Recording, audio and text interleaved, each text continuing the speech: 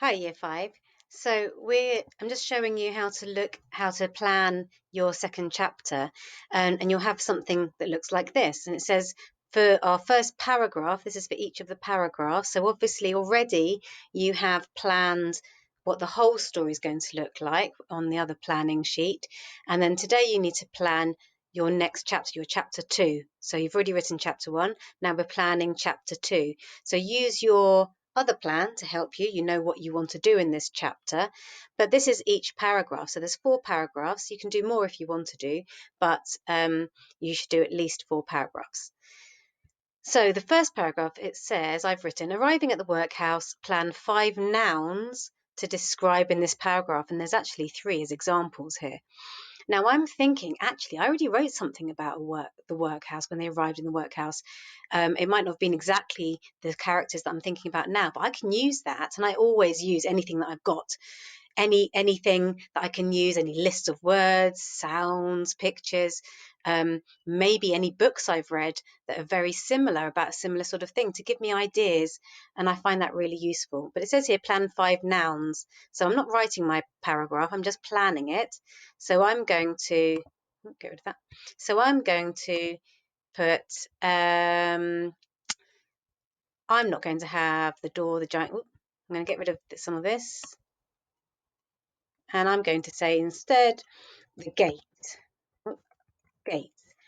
And it's going to be a large, looming metal gate. But that's all I need to write, just not a proper sentence.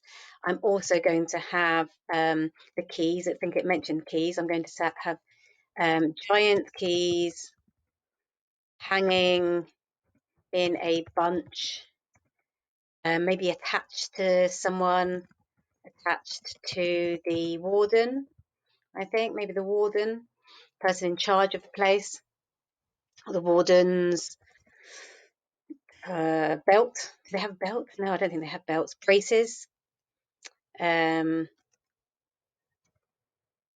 know. I'm going to say attach the warden's trousers. I'm just going to say that. I need to keep it, making sure that it sounds Victorian. And in Victorian times, the keys were huge, huge things. I'm trying to do that to the camera. Huge keys, like the size of my hand, the key would have been, not like the tiny keys we have today. So I've said 2 things so far, 2 nouns. I've got the gate, I've got the giant keys, and then I would think of 3 more like that. So maybe it suggested the door, the dust, maybe something to do with sound.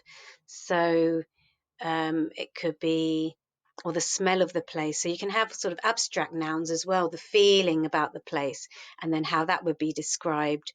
Maybe there's a sound of banging. So there's a rhythmic, oh, can't spell rhythmic. Remember how you told his mum, that's how I always remember to spell rhythm. Rhythmic, I want. Rhythmic sound of metal banging stone. So maybe that's actually one of the workers in the workhouse, one of the children or one of the adults in the workhouse, smashing stones with a hammer over and over again in a rhythmic sound.